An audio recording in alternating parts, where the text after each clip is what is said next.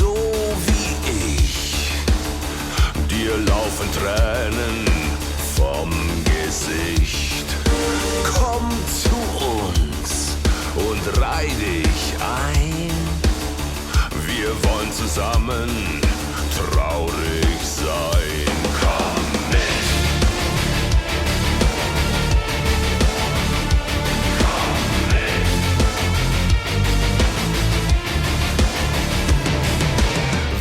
Bienvenidos al Ejército de los Tristes, podcast dirigido y presentado por Alberto Rojo. Muy buenas a todos, mis queridos soldados, y bienvenidos una semana más a un nuevo programa del Ejército de los Tristes. Muchas gracias a todos por estar ahí todas las semanas pendientes de vuestra ración de metal y true crime. Si os gusta lo que hacemos, ya sabéis que podéis convertiros en mecenas dándole al botón azul de apoyar en nuestro programa en iVoox.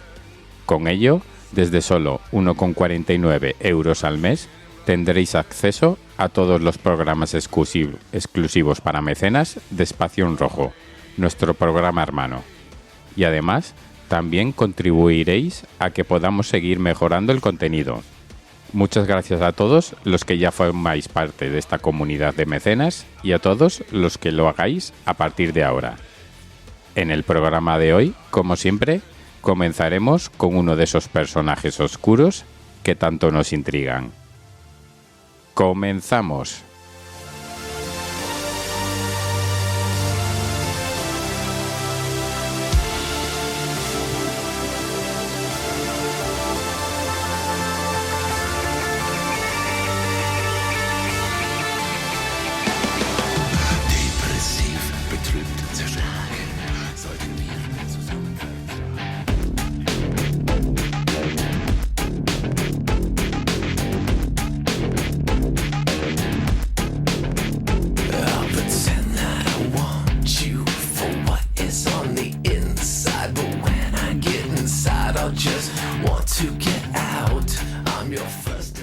Una patrulla de policía conducía próxima a un bosque cuando a lo lejos se percató de la siguiente escena. Había una menor amarrada a un árbol mientras un hombre trataba de violarla. Los agentes acudieron rápidamente en ayuda de la víctima y consiguieron rescatarla. En cuanto al violador, este fue llevado a comisaría, pero horas después fue puesto en libertad tras pagar una multa de $500 por retención ilegal. Habían dejado libre a un futuro asesino en serie.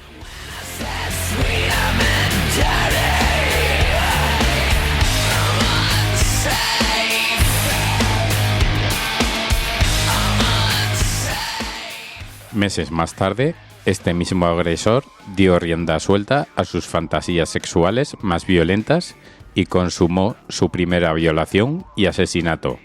Se trataba de Michael Ross, un acechador de mujeres y especialista en estrangular gallinas en la granja familiar, que acababa de materializar sus deseos más atroces.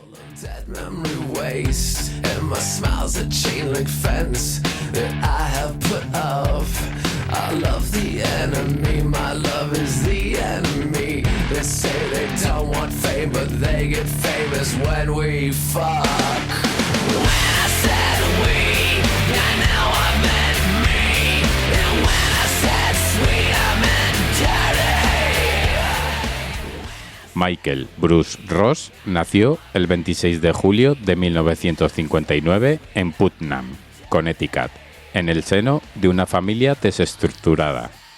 La madre, Patricia Hilda, jamás quiso casarse con el padre, Dan, del que se quedó embarazada siendo menor de edad. Y menos aún, pasar su vida en una granja. No quería ser la esposa de un criador de pollos.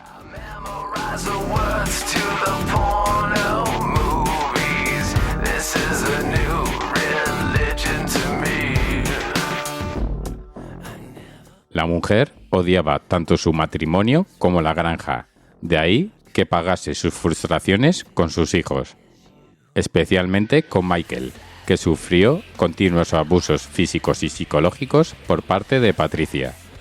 Tal era la inestabilidad mental de la mujer que terminó ingresada en un psiquiátrico por tener pensamientos suicidas.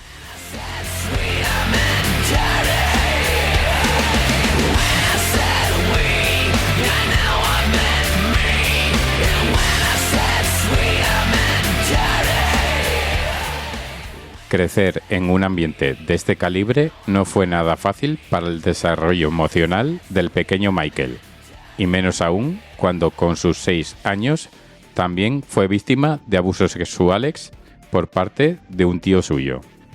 Todo terminó cuando este familiar se quitó la vida poco después.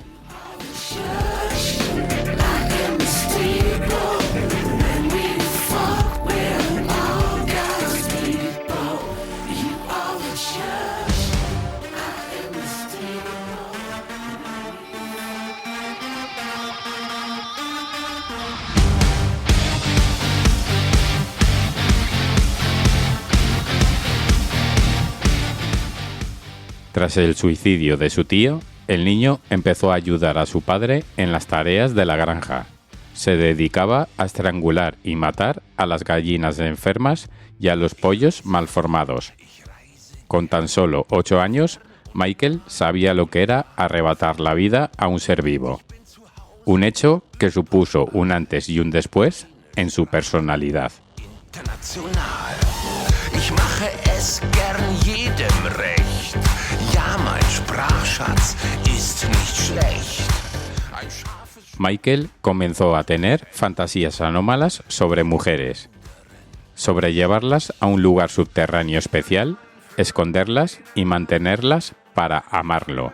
Llegó a contar nuestro protagonista una vez detenido, lo que se tornó en una obsesión que intentó materializar mediante el acecho y los abusos sexuales hacia algunas niñas de su vecindario.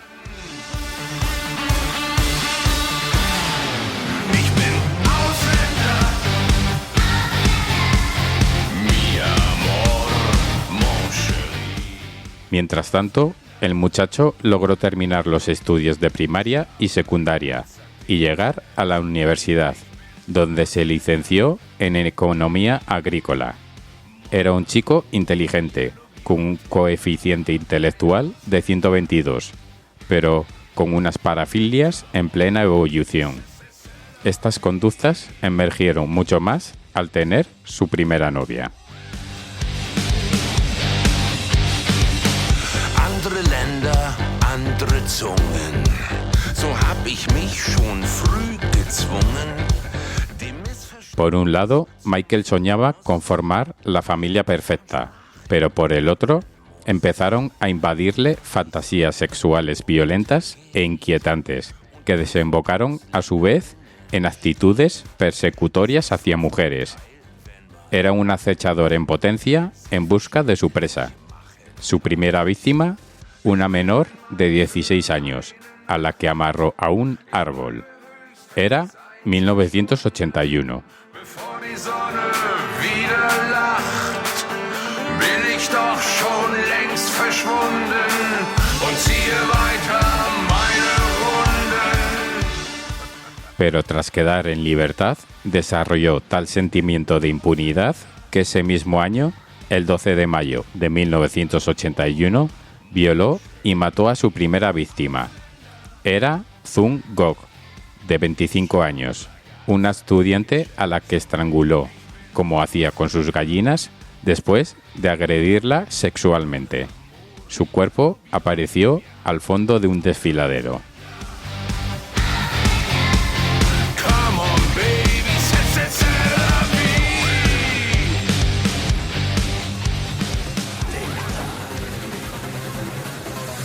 Wach auf, wach auf.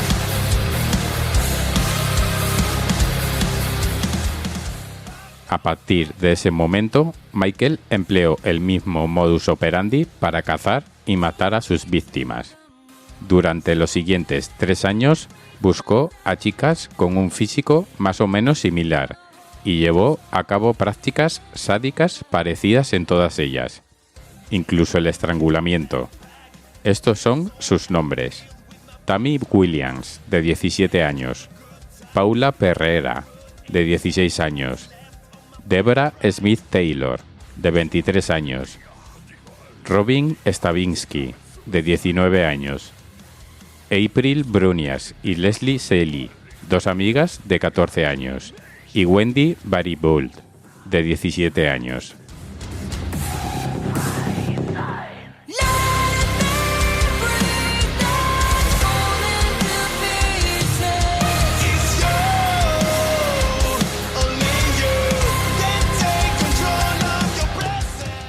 En una ocasión, en abril de 1982, y tras el asesinato de Paula Perrera, Michael fue detenido por asaltar la casa de una mujer embarazada e intentar agredirla.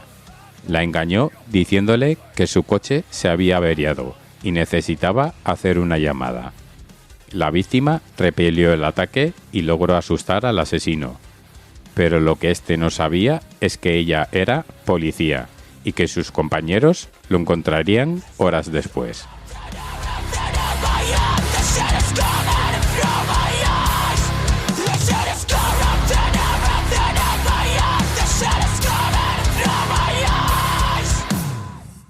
Por esta agresión, el juez impuso a Michael una multa de $1,000 y 4 meses de prisión, y en su informe de libertad condicional le sugirió que hiciera mejor uso de su tiempo libre, como tomar clases de footing o aprender a volar.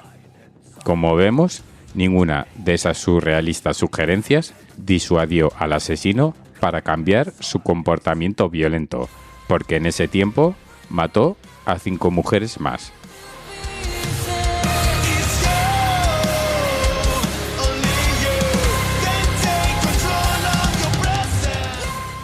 A raíz de los asesinatos de Tammy y Deborah, y ante las marcadas similitudes entre ambos casos, de estatura idéntica, habían sido violadas y estranguladas y los cuerpos aparecieron boca abajo, los investigadores llegaron a la conclusión de que se enfrentaban a un asesino en serie.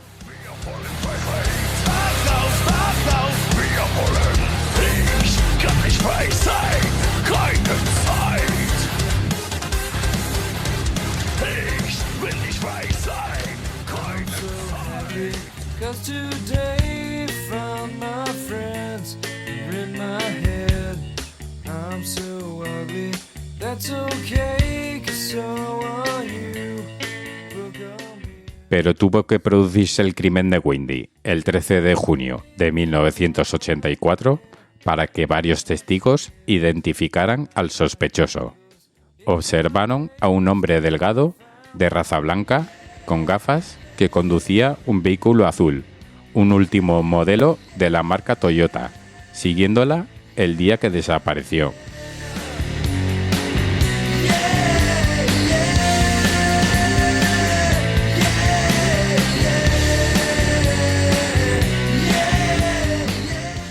Entonces, Michael Malchik, investigador principal del caso, hizo un listado con el nombre de los 3.600 posibles propietarios de este tipo de coche. Casualmente, el primero de la lista era Michael Ross, al que fue a visitar. Durante aquella charla, el policía supo que su interlocutor escondía algo. Había algo sospechoso en él, porque cada vez que Malchik hacía el amago de marcharse, Ross le incitaba a seguir preguntando.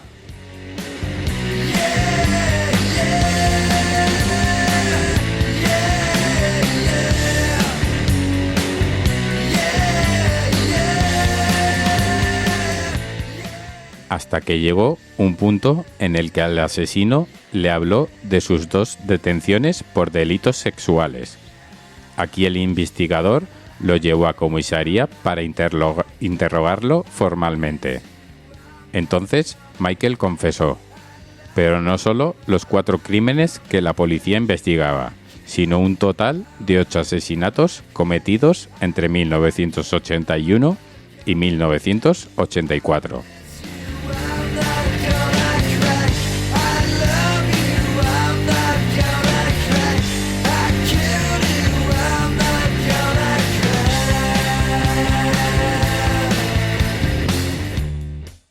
Durante los registros pertinentes en el apartamento del detenido, los agentes incautaron telas coincidentes con las encontradas en algunas de las escenas de los crímenes, así como el tipo de brida empleada en uno de los asesinatos y que también fue encontrada junto al cadáver.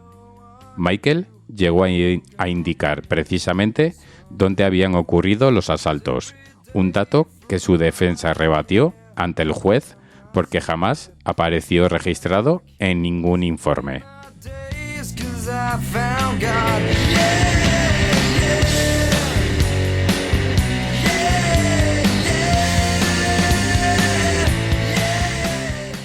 Durante su permanencia en prisión a la espera de juicio, el apodado como The Eggman, el hombre huevo, se convirtió en un ferviente católico que leía la Biblia a diario, escribía artículos para diversas publicaciones y siempre se empeñó en demostrar que no tenía ningún trastorno mental. Eso le molestaba sobremanera. Incluso llegó a escribir: "No soy un animal".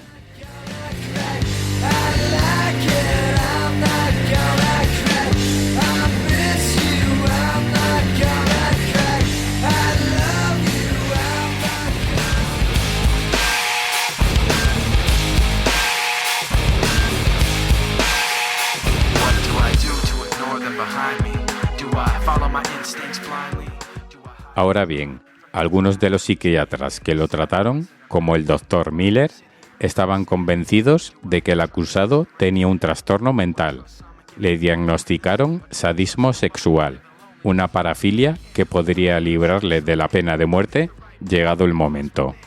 Pero finalmente, dicho informe jamás se escuchó ante el tribunal.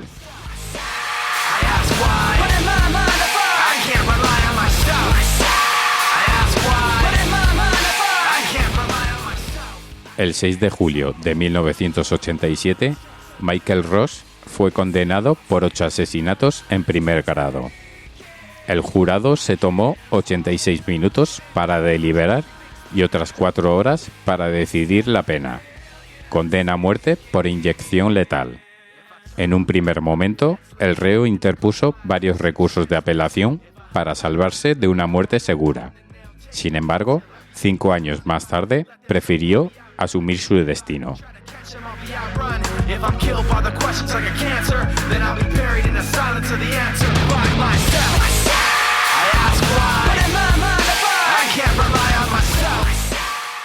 Ni sus familiares ni abogados, ni tampoco las asociaciones abolicionistas lograron convencerle de lo contrario. Se lo debo a esa gente. Yo maté a sus hijas y si puedo poner fin a su dolor, lo tengo que hacer. Estoy en mi derecho, argumentó al anunciar que prefería morir.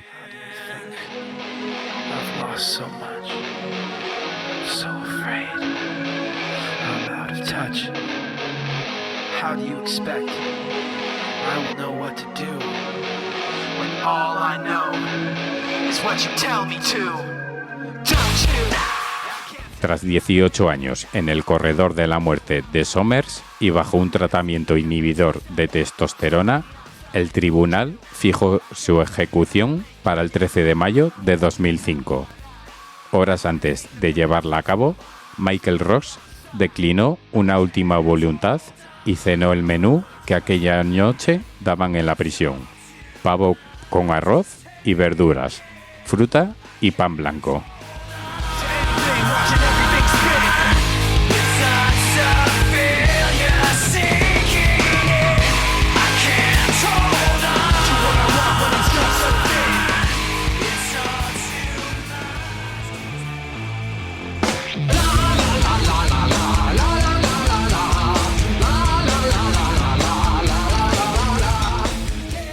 Pasada la medianoche, el reo fue tumbado en la camilla y ante una veintena de personas entre las que se encontraban familiares de sus víctimas, rehusó pronunciar unas últimas palabras. Simplemente contestó un "no, gracias".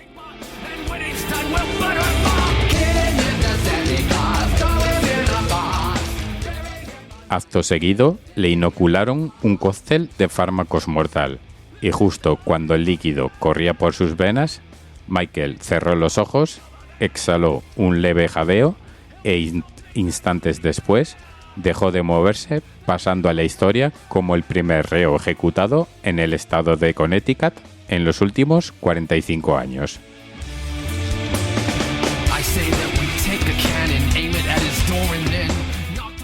Mientras tanto, a las puertas de la cárcel, un centenar de activistas contra la pena de muerte se agolpaban para rezar por el estrangulador y para lamentar también que volviesen a efectuarse ejecuciones en dicho estado. Para personas como el director local de Amnistía Internacional, Josh Robenstein, este episodio era innecesario y triste.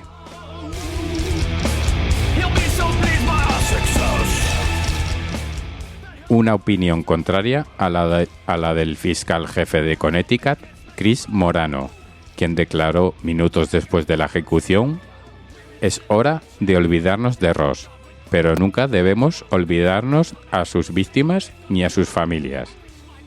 Algunas de ellas se alegraron del final del asesino.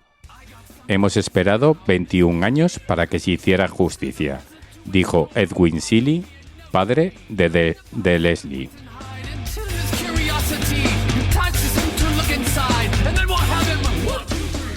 Sin embargo, la rabia y la indignación no desaparecieron, como algunos esperaban.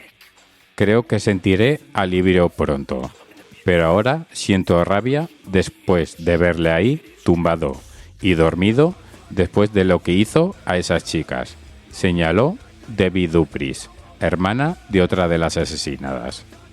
Y es que la muerte del asesino jamás podrá traer de vuelta a ninguna de las víctimas.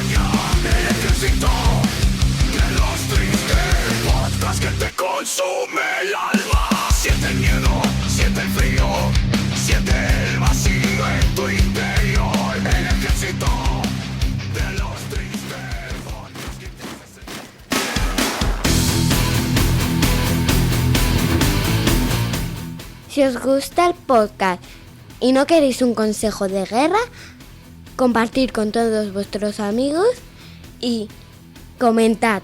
Eso nos ayudará a mejorar. ¡Avisados estáis!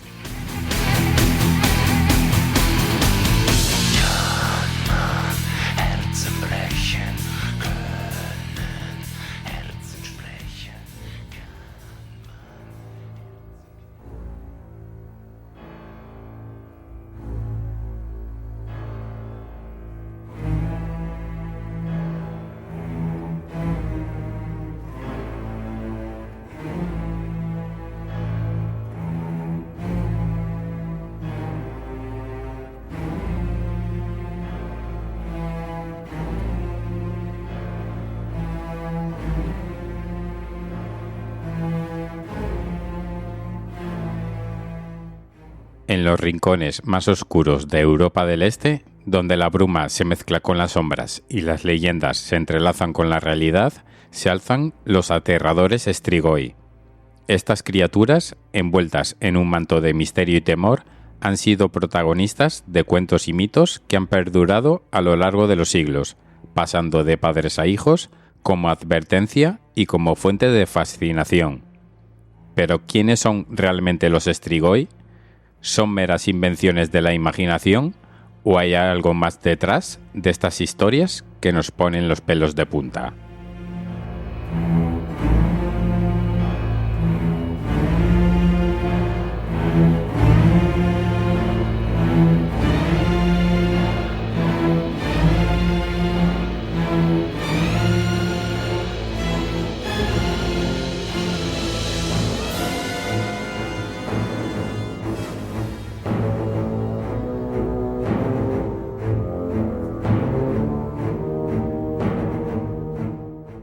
El término Strigoi tiene sus raíces en la rica mitología rumana, donde estas criaturas son temidas y respetadas a partes iguales. Para muchos, los Strigoi son más que simples vampiros. Son seres que regresan de la muerte para atormentar a los vivos. Se cree que son almas atormentadas que no encuentran descanso en la otra vida y que vuelven a nuestro mundo en busca de venganza o para saciar su sed de sangre.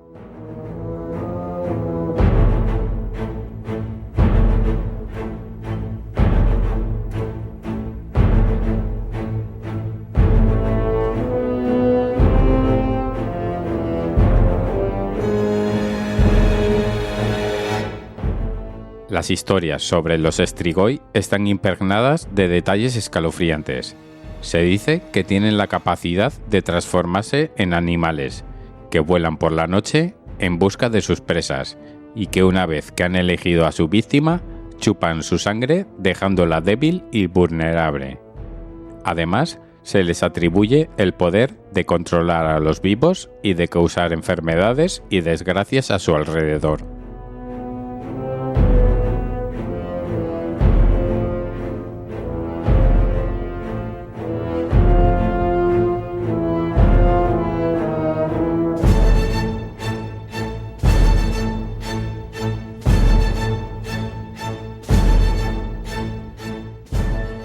Aunque para muchos de nosotros estas historias pueden parecer simples cuentos de hadas, para las comunidades rurales de Europa del Este, los Strigoi son una parte viva de su realidad.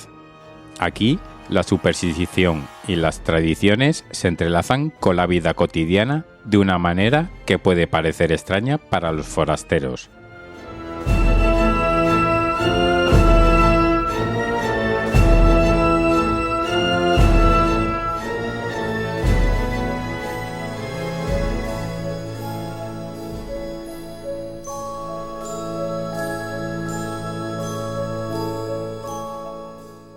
Por ejemplo, es común evitar salir de casa después del anochecer por temor a encontrarse con un Strigoi.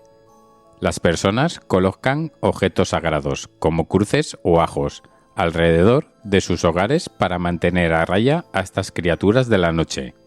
También se cree que el agua bendita y las estacas en el corazón pueden repeler o destruir a los Strigoi.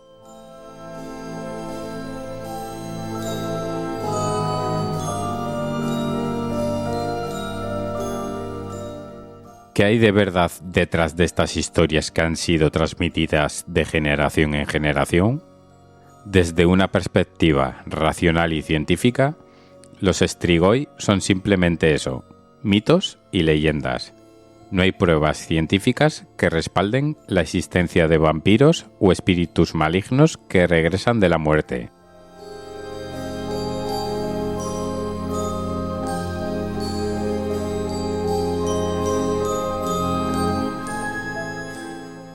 Sin embargo, estas historias revelan mucho sobre los temores y las preocupaciones de las personas que las crearon.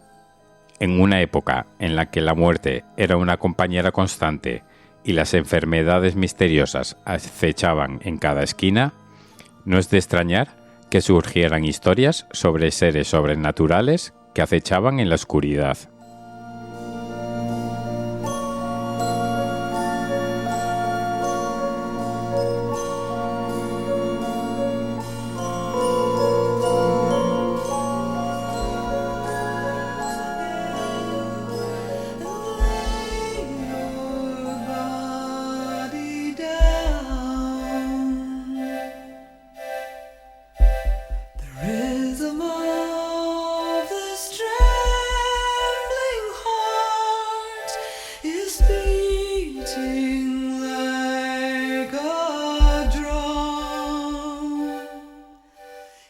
Los Strigoi son mucho más que simples monstruos. Son un reflejo de los miedos y las creencias de las personas que los han imaginado. Aunque no haya evidencia de su existencia en el mundo real, su legado perdura en las historias que se cuentan alrededor del fuego en las noches oscuras de Europa del Este. It is the song of songs. Once I had the rarest rose that ever deigned to bloom.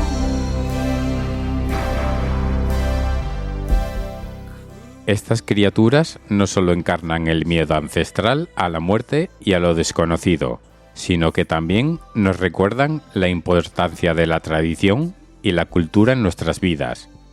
A través de los siglos, los Strigoi han cautivado la imaginación de millones de personas en todo el mundo y continúan siendo una parte vital del folclore y la mitología de Europa del Este. Los Strigoi son una ventana a las profundidades de la psique humana y a nuestra eterna fascinación por lo desconocido.